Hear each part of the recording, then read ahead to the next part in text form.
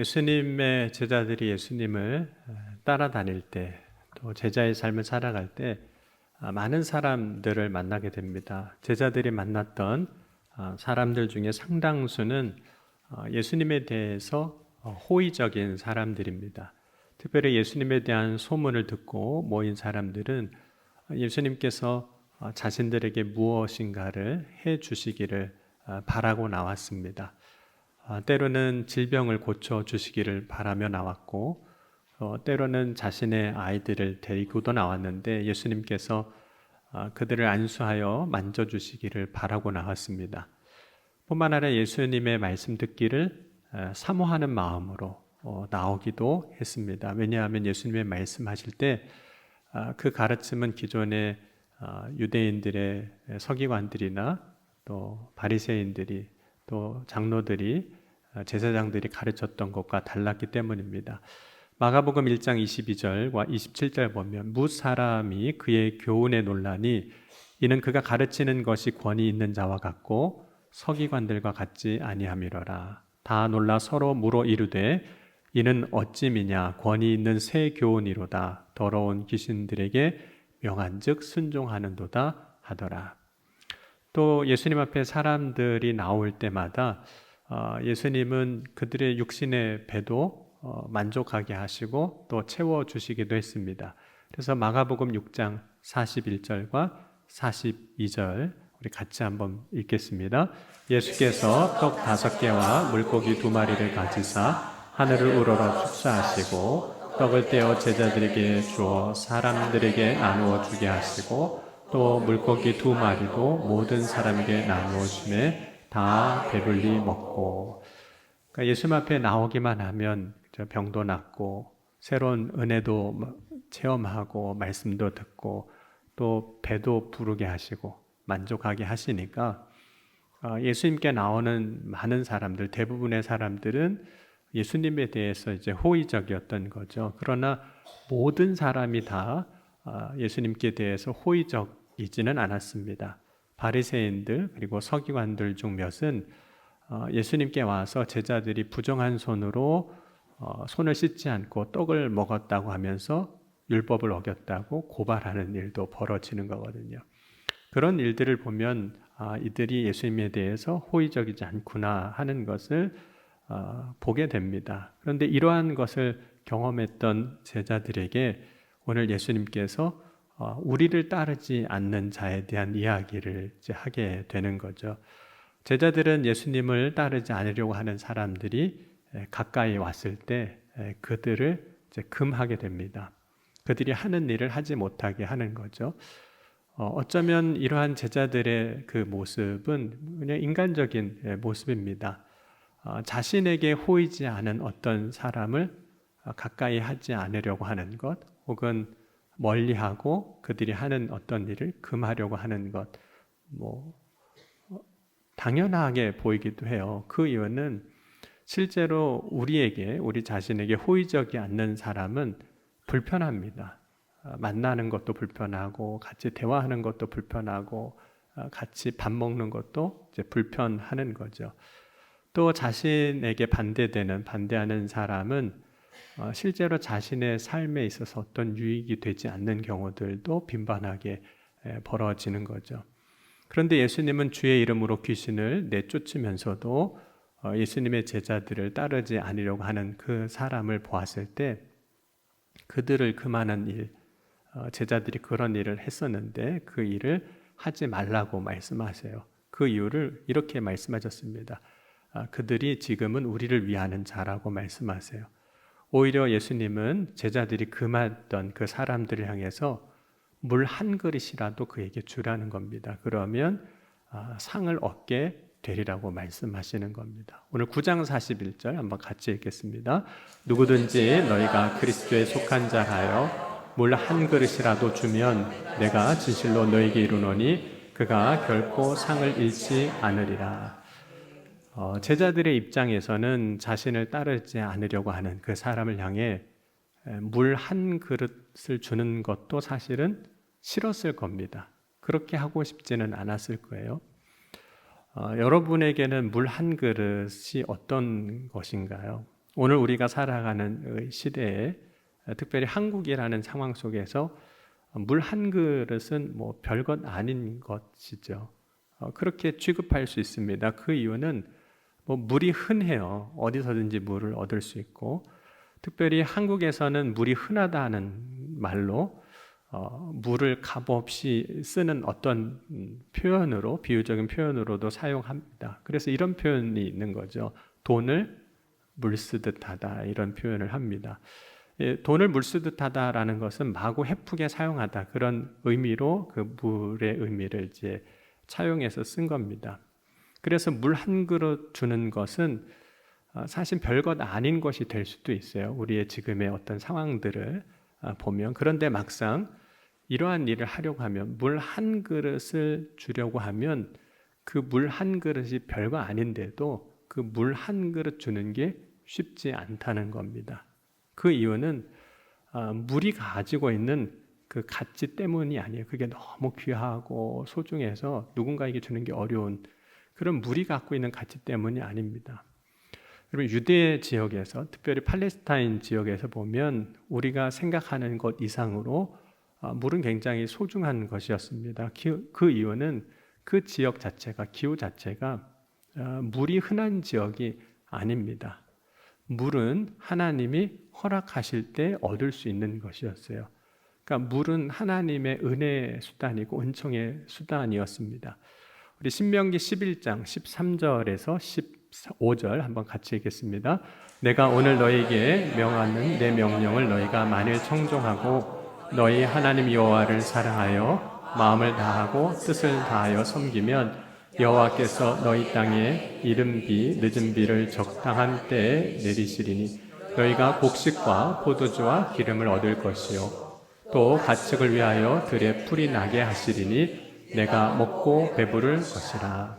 그럼 만약에 유대인들이 살고 있던 그 땅에 하나님이 주시는 물인 이 비가 없으면 땅에 풀이 나지도 않고, 그 땅 위에서 그러면 가축을 기를 수도 없고, 그 땅에 살아가는 사람들이 먹고 배부를 수가 없는 겁니다. 그러니까 말 그대로 하나님이 허락하시는 그 물인 비가 없으면 그 땅에 사는 사람은 기근을 이제 경험하는 거죠. 그러니까 물은 참 귀한 거죠. 소중한 거고 중요한 것이고, 또 동시에 그 비를 통해서, 늦은 비와 이른 비를 통해서 하나님이 베풀어 주시는 은혜를 경험하는 겁니다. 그래서 이 물은 하나님의 은혜인 거죠. 여러분, 아브라함이 99세 때 마물의 상수리 나무 아래에 앉아 있을 때 지나가는 나그네를 이제 대접을 합니다. 그런데 그때 아브라함이 이렇게 얘기를 해요. 창세기 18장 4절과 5절 보면 물을 조금 가져오게 하사 당신들의 발을 씻으시고 나무 아래서 쉬소서. 내가 떡을 조금 가져오리니 당신들의 마음을 상쾌하게 하신 후에 지나가소서. 당신들이 종에게 오셨음이니이다. 그들이 이르되 내 말대로 그리하라. 아브라함은 물로 나그네의 발을 이제 씻겨주겠다고 합니다. 그러니까 물은 음식을 대접하는 것과 같이 누군가를 대접하는, 환대하는 혹은 접대하는 그런 이제 수단이 되는 겁니다. 그런 아브라함이 이제 아들 이삭의 그 아내를 이제 얻어오도록 이제 그 종을 하란에 이제 보내게 됩니다. 그때 아브라함의 종이 이제 리브가를 우물에서 만나게 되는데 그 우물에서 물을 청하게 됩니다. 우리 창세기 24장 17절 19절도 한번 같이 읽겠습니다.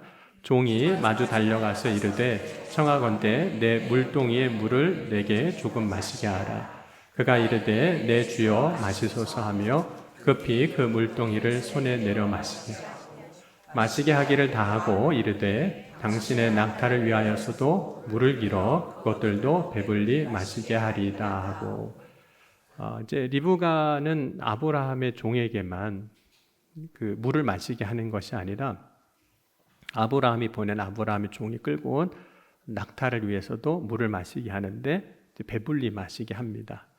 그럼 리브가가 아브라함의 종과 그의 낙타에게 물을 줘야 하는 그런 의무가 있는 것은 아닙니다. 뭐 안 줘도 그만이에요. 오히려 그렇게 함으로 인해서 리브가는 자신이 우물에서 이미 물을 길어놓은 상황이었는데 그걸 이제 아브라함에게도 주고 낙타에도 주게 돼서 다시 물을 길어야 하는 수고를 더하게 됩니다. 그럼에도 불구하고 리브가는 물로 아브라함의 종과 그 낙타를 대접하는 거죠. 그때 아브라함의 종은 자신이 대접받았던 물을 통해서 이 리브가가 하나님이 택하신 사람이라는 것을 알게 돼요. 왜냐하면 아브라함의 종이 길을 가면서 창세기 24장 12절에 보면 이런 기도를 합니다. 오늘 나에게 순조롭게 만나게 하사. 이삭의 아내 될 사람을 순조롭게 만나게 하시는데 그때 이 우물에서 물을 대접하는 사람이 있다면 그 사람이 바로 하나님이 예비하신 사람이라고 내가 여기겠다고 기도를 합니다. 그러니까 아브라함의 종이 그 물을 대접받는 것을 통해서 이 아브라함의 종은 기도의 응답을 받는 거예요. 하나님이 택하신 사람이구나. 그러니까 물 그 자체로도 의미 있지만 사실은 물로 표현된 그보다 더 큰 어떤 가치들이, 의미들이 있는 겁니다. 그러면 이삭이 이제 우물을 팝니다. 그런데 사람들이 이삭을 시기해서 그 이삭이 소유했던 우물들을 다 메우거나 빼앗는 일이 창세기 26장의 이야기입니다. 그 이유 중에 하나는 우물은 그 당시에 중요한 자산이에요. 짐승을 기르고 사람이 살아갈 때 물을 이제 먹어야 하기 때문입니다. 물이 없으면 뭐 짐승도 사람도 살 수가 없는 거죠. 그래서 광야에서는 특별히 물은 생명의 가치로 평가가 되는 것이 물입니다. 그런데 광야가 아니라 할지라도 이 물은 생명과 같은 가치로 또 표현이 됩니다. 예수님께서 야곱의 우물에서 만났던 그 사마리아 여인과 대화를 하실 때 이런 이야기를 하세요. 내가 주는 물을 마시는 자마다 영원히 목마르지 아니하리로다. 우리 요한복음 4장 13절 14절도 한번 같이 읽겠습니다. 예수께서 대답하여 이르시되 이 물을 마시는 자마다 다시 목마르려니와 내가 주는 물을 마시는 자는 영원히 목마르지 아니하리니 내가 주는 물은 그 속에서 영생하도록 솟아나는 샘물이 되리라. 그러니까 예수님이 말씀하신 물은 그 야곱의 우물에서 길었던 그 물을 말씀하신 것이 아닙니다. 예수님이 말씀하신 이 물은 영원히 목마르지 않는 그 물로 요한복음 7장에 보면 성령을 가리키신 거예요. 생수의 강으로 이제 설명을 하고 있거든요. 요한복음 7장 37절 이에 보면 이렇게 말씀합니다. 명절 끝날 곧 큰 날에 예수께서 서서 외쳐 이르시되 누구든지 목마르거든 내게로 와서 마시라. 나를 믿는 자는 성경에 이른 것 같이 그 배에서 생수의 강이 흘러나오리라 하시니 이는 그를 믿는 자들이 받을 성령을 가리켜 말씀하신 것이라 라고 말씀합니다. 그러므로 예수님이 말씀하신 그 물은 흔하디 흔한 물, 우리가 때로는 가치가 없고 값이 없는 그런 물을 말씀하신 것이 아닙니다. 영적인 의미가 있는 물로서 성령을 이제 말씀하신 거죠. 그러면 물이 여러 가지 의미를 또 가치를 가지고 있는데 오늘 우리가 함께 본 말씀에서 예수님께서 물 한 그릇을 대접하라고 그랬거든요. 근데 그 물 한 그릇은 오늘 말씀에 어떤 의미를 가진 물이냐는 거예요. 물 한 그릇이라고 할 때 그것은 사실 물 자체가 아니라 물을 대접하는 그 사람의 행위를 통해서 드러나는 가치가 있는 겁니다. 그 가치를 이야기하는 거예요. 근데 그 가치는 뭐냐면 상대방을 향한 마음이에요. 그 의미는 상대방을 향한 마음이에요. 여러분, 예수님이 말씀하신 물 한 그릇은 어떤 가치를 담고 있는 걸까요? 어떤 의미를 담고 있는 걸까요? 그 한 그릇에는 사실은 물만 담겨 있는 것이 아니라 내가 그 사람을 향해서 물을 대접할 때 그 사람을 향한 사랑이라고 표현되는 혹은 값없이 내가 뭔가를 대가를 바라지 아니하고 주는 그 은혜가 담겨 있는 겁니다. 그러니까 물 한 그릇에는 상대방을 향한 호의가 담겨 있는 거예요. 호의. 이 호의라는 단어는 영어 성경을 보면 favor라고 되어 있는데 이 단어가 우리 한글말 성경은 이렇게 번역이 됐습니다. 누가복음 2장 52절 보면 예수는 지혜와 키가 자라가며 하나님과 사람에게 더욱 사랑스러워 가시더라. 사랑스럽다. 사랑에 대한 의미를 담고 있어요. 누가복음 4장 19절 보면 주의 은혜의 해를 전파하게 하려 하심이라 하였더라. 여기서 이 은혜의 해라는 말이 사실은 호의에 대한 이야기들입니다. 그러니까 물 한 그릇에 담겨진 것은 그냥 물이 아니라는 거예요. 물로 표현된 그 그릇에 담겨진 것은 그 대접하는 상대방을 향한 호의라는 거예요. 선대해 주시는, 하나님이 우리를 향해서 선하게 대해 주시는 것, 호의라는 거예요. 그 호의를 가지고 그 사랑으로 살아갈 때 하나님이 주시는 상을 잃지 않으리라고 말씀하신 겁니다. 오늘 9장 41절 우리 다시 한번 같이 읽겠습니다. 누구든지 너희가 그리스도에 속한 자라 하여 물 한 그릇이라도 주면 내가 진실로 너에게 이르노니 그가 결코 상을 잃지 아니리라. 물로 표현된 가치, 의미는 사랑입니다. 호의라는 마음이라는 거예요. 그럼 부활하신 예수님이 다시 고기 잡으러 갔던 베드로를 비롯해서 다른 제자들에게 찾아가서 그들을 위해서 떡과 생선을 준비하십니다. 요한복음 21장 9절 이후 보면 육지에 올라 보니 숯불이 있는데 그 위에 생선이 놓였고 떡도 있더라. 예수께서 이르시되 지금 잡은 생선 좀 가져오라 하시니 예수께서 이르시되 와서 조반을 먹으라 하시니 제자들이 주님이신 줄 아는 거로 당신이 누구냐 감히 묻는 자가 없더라. 예수께서 가셔서 떡을 가져다가 그들에게 주시고 생선도 그와 같이 하시니라. 예수님이 준비하신 이 조반을 통해서 예수님은 제자들에게 예수님의 사랑, 호의, 그들을 향한 그 마음을 보여주신 거죠. 그와 같이 이 물 한 그릇으로 사랑을, 호의를 보여주라는 거예요. 여러분, 생선과 떡을 준비하는 것과 물 한 그릇 주는 것 중에 뭐가 더 쉬울까요? 생선 준비하려면 손질해야죠. 굽든지 찌든지 뭘 해야 되잖아요. 떡도 뭐 그냥 쌀 던져놓는다고 떡이 나오나요? 다 과정이 있고 준비해야 되는 그 여러 순서들 있지 않습니까? 그러니까 떡과 생선을 준비하는 것보다 물 한 그릇 주는 거 얼마나 쉬워요. 여러분 이따가 점심 때 물 한 그릇 한번 줘보세요. 이렇게 얼마나 쉬운지 몰라요. 그러니까 예수님이 이 어려운 걸 말씀하시는 게 아니에요. 우리가 떡과 생선을 준비해야 된다면 과정이 있고 힘든 것이 될 수 있는데 물 한 그릇이라고 말씀하시는, 그러니까 어려운 것을 말씀하시는 것이 아니라 우리가 할 수 있는 더 쉬운 것을 오늘 말씀하시는 거예요. 그런데 여러분 물 한 그릇으로 하나님이 주시는 상을 받는다면, 물 한 그릇인데 그것으로 하나님이 주시는 상을 받을 수 있다면 그보다 더 놀라운 복이 어디 있겠습니까?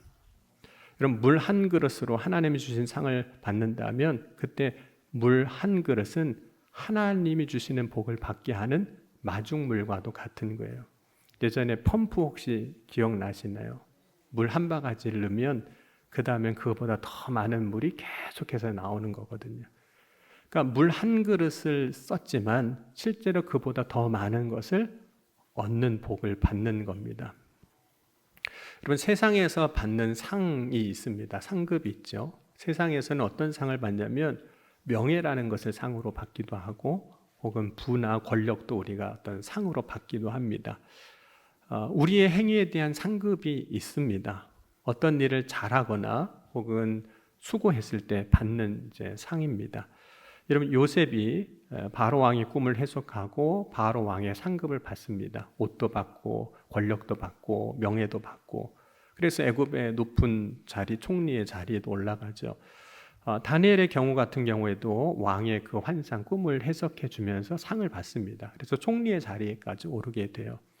그러니까 요셉과 다니엘이 받았던 그 세상의 왕이 주는 상도 사실은 대단한 겁니다. 그 시대에 그 요셉이, 다니엘이 그런 자리에 명예와 부와 권력의 자리까지 올라가는 것도 대단한 상을 받은 거죠. 그러나 이런 세상 왕이 주는 상보다 더 큰 상은 하나님이 우리에게 주시는 상입니다. 여러분 히브리서 11장 6절 말씀도 한번 같이 읽겠습니다. 믿음이 없이는 하나님을 기쁘시게 하지 못하나니 하나님께 나아가는 자는 반드시 그가 계신 것과 또한 그가 자기를 찾는 자들에게 상 주시는 이심을 믿어야 할지니라. 하나님은 상을 주신다는 거죠. 그런데 어떤 상을 주시는 걸까요? 여러분 세상을 살아가면서 결혼하신 분들 같은 경우는 자녀를 하나님이 주셨거든요. 자녀를 시편 말씀 보면 27편 말씀 보면 상급이라 그랬습니다. 네, 반응은 일부하고 똑같군요. 네, 전혀 상급으로 여겨지지 않는 가정의 달 설교를 다시 해야 돼요. 그러면 뿐만 아니라 하나님이 주시는 상 가운데는 물론 요셉과 다니엘이 받았던 것처럼 이 땅에서 받는 그런 상들도 있습니다. 하나님이 세상에서 우리를 높여 주시는 일들이 있는 거죠. 특별히 다윗 같은 경우를 보면 다윗은 본래 양치기였습니다. 양을 치는 소년이었습니다. 그런데 그가 믿음 안에서 서 있을 때 하나님께서는 그걸 이스라엘의 왕이 되게도 하셨거든요. 그러나 하나님이 주시는 상은 지금 당장 내가 살아가는 동안 내 눈앞에 펼쳐지고 내가 붙잡을 수 있는 상만 주시는 것은 아닙니다. 바울은 이런 고백을 했어요. 나를 위하여 의의 면류관이 예비되었다. 하나님이 주시는 상이 나에게 있다는 겁니다. 우리 디모데후서 4장 7절 8절 같이 읽겠습니다. 나는 선한 싸움을 싸우고 나의 달려갈 길을 마치고 믿음을 지켰으니 이제 후로는 나를 위하여 의의 면류관이 예비되었으므로 의로우신 재판장이 그날에 내게 주실 것이며 내게만 아니라 주의 나타나심을 사모하는 모든 자에게도니라. 바울은 자신을 위하여 하나님이 주시는 상인 의의 면류관이 예비되어 있다라고 고백을 합니다. 그런데 예비되어 있다는 것은 지금 얻는 게 아니라는 그런 의미예요. 나중에 얻는 상이라고 이야기를 합니다. 그런데 그 나중이 언제냐면 선한 싸움을 싸우고 나의 달려갈 길을 마친 다음에 얻는 상이라는 거죠. 여러분 선한 싸움을 마치고 나의 달려갈 길을 마쳤을 때가 언제일까요? 하나님의 부르심을 받은 다음에 하나님의 나라에서 천국에서 얻는 것이라는 거죠. 여러분 하나님의 나라에서 얻는 상이 어떤 것이냐면 여러분 세상에서 받는 상은 유한합니다.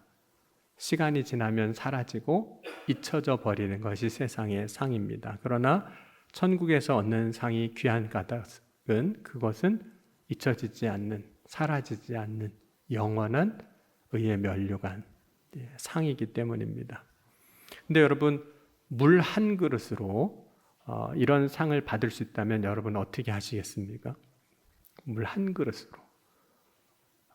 그릇으로 상을 결단코 놓치지 아니하리라고 하셨는데 물론 물 그 자체가 상을 결정하는 건 아니에요. 나를 따르지 않는 사람이라 할지라도 그에게 물 한 그릇을 줄 수 있는 그 마음을 가질 때 하나님이 주시는 상이라는 거죠. 그러니까 물 한 그릇은 어쩌면 주님의 마음을 담아내는 수단이 되는 겁니다. 저도 가끔 주일에 식사를 할 때 물을 한 컵씩 받을 때가 있습니다. 주일에 식사를 하는데 어떤 권사님들이 그냥 아무 말도 안 하시고 그냥 옆에다 물 한 컵 툭 던져놓고 가세요. 식탁 위에 물 한 컵 이제 놓고 가시는 거죠. 물 한 컵의 가치가 얼마나 되겠습니까? 제가 이 물값을 계산해 봤어요. 서울시의 물값 2025년도 아리수 물값이 사용량에 따라서 이게 누진세가 붙기 때문에 조금 달라지긴 하는데 10톤 미만을 사용했을 때 톤당 560원 정도 됩니다. 근데 계산하기 편하게 그냥 500원으로 계산을 했어요. 그래서 물 한 컵의 가치가 얼마나 될까? 한 컵을 200ml라고 생각을 한다면 물 10잔의 값이 10원 정도밖에 안 되는 겁니다. 그러니까 물의 가치를 그냥 우리의 세상의 화폐의 가치로 따지다면 그렇다는 거예요. 그러니까 물 한 컵이 별거 아닌 거죠. 돈의 가치로 우리가 따진다면. 그런데 물 그 한 컵을 받으면서 우리가 경험하는 건 뭘까요? 제가 주일날 밥 먹다가 옆에 권사님이 말도 없이 그냥 물 한 컵 놓고 가시는 그 일을 통해서 경험하는 게 뭘까요? 그것은 물의 가치로 계산할 수 없는 호의인 거예요. 저를 향한 호의 혹은 사랑인 거죠. 아마 그 권사님이 저한테 물을 주시면서 미운 놈 떡 하나 더 준다는 심정으로 저에게 그렇게 물을 주시지는 않았으리라 생각을 합니다. 그렇다고 오늘 걱정은 좀 됐어요. 오늘 물을 너무 많이 먹게 될까봐, 또 가시는 분마다 다 목사님 물 드시라고 주고 갈까봐 걱정은 되는데, 물을 달라는 얘기가 아닙니다. 그러니까 안 주셔도 되는데, 그 물 한 잔을 통해서 드러나는 게 무엇이냐 하는 거예요. 여러분, 다른 사람에게 물 한 잔도 줄 수 없는 여유, 공간이 없다면, 영어로식 표현을 하면 그게 room이라는 표현이거든요. 공간이 없다면, 물 한 잔을 통해서 사랑을 줄 수 없다면 그 사람은 하나님이 주실 받을 마음의 공간, 그릇도 준비되어 있지 않은 겁니다. 여러분, 때로는 그릇이 어떤 재료로 만들어졌느냐도 중요할 때가 있어요. 무슨 재료로 만들어졌느냐. 그런데 때로는 재료보다 더 중요한 것은 그 그릇의 크기가 얼마냐 하는 거예요. 왜냐하면 하나님이 주시는 복은 항상 그릇만큼만 채워지기 때문입니다. 여러분, 그릇의 크기를 벗어나 어떤 것도 담을 수는 없습니다. 그릇의 크기만큼만 담는 거예요. 여러분, 하나님이 기근 때에 엘리야 선지자로 하여금 사르밧 과부의 집에 가서 대접을 받게 하셨습니다. 그런데 그 집에 가보니까 먹을 게 없어요. 그리고 남아있는 것은 떡 한 개를 만들 수 있는 가루 조금과 기름 조금이 남아있을 뿐입니다. 그런데 하나님은 그 엘리야를 대접함으로 그 집의 그릇을 비우게 하셨어요. 아니, 지금 기근 때문에 먹고 살기 힘든데 그 그릇을 비우게 하셨어요. 그런데 그 그릇을 비우시더니 그 그릇에 공간을 만들어 그 집에 있는 통의 가루가 떨어지지 아니하게 하시고 병의 기름이 기근이 끝날 때까지 없어지지 않게 하셨습니다. 그러니까 하나님은 사르밧 그 과부의 집에 그릇만큼, 어쩌면 하나님의 말씀을 믿고 순종하고 따랐던 그 믿음의 그릇만큼, 그 그릇만큼 채워주셨던 거죠. 여러분, 오늘 저와 여러분의 마음의 그릇이 물 한 그릇, 아니 그 이상을 줄 수 있는 자가 될 수 있기를 주의 이름으로 간절히 축원합니다. 그래야 하나님이 물 한 그릇으로도 상을 주시겠다고 하셨는데, 하나님이 주시는 더 큰 상을 받는 오늘 저와 여러분이 되어질 수 있기를 주의 이름으로 간절히 축원합니다. 기도하시겠습니다. 오늘 기도하실 때 주님, 오늘 이 시간 우리에게 물 한 그릇을 대접할 수 있는 마음을 허락하여 주시고, 그 그릇을 통하여 역사하시고 채워주신 주님의 놀라운 은혜와 축복을 받는 믿음의 자녀들이 다 되게 하여 주옵소서. 이 시간 함께 우리 통성으로 기도하시겠습니다. 지금도 살아계시고 역사하신 하나님 아버지, 감사합니다. 오늘 이 아침에도 주님 바라고 소망하며 믿음으로 나아갑니다. 오늘 이 시간 물 한 그릇을 통하여 표현되는 우리의 믿음의 그릇을 통해 하나님 주시는 놀라운 축복을 받고 누리는 주님의 자녀들이 다 되게 하여 주옵소서. 오늘도 주님을 바라고 소망할 때, 주님을 구할 때 역사하시고 응답하여 주실 줄 믿습니다. 이 아침에 전심으로 믿음으로 주님 앞에 구하는 이들 가운데 채워주시고 충만케 하여 주옵소서. 사랑해 주님, 감사합니다. 오늘 이 시간 물 한 그릇을 통하여 드러나는 우리의 마음의 그릇 가운데 채워주시는 하나님의 놀라운 상이, 복이 임하게 하여 주옵소서. 오늘도 믿음의 고백을 가지고 주님 앞에 나아갈 때 주님께서 각 사람 가운데 역사하여 주실 것을 믿사오며, 사랑이 많으신 우리 주 예수 그리스도의 이름으로 감사하며 간절히 기도하옵나이다. 아멘.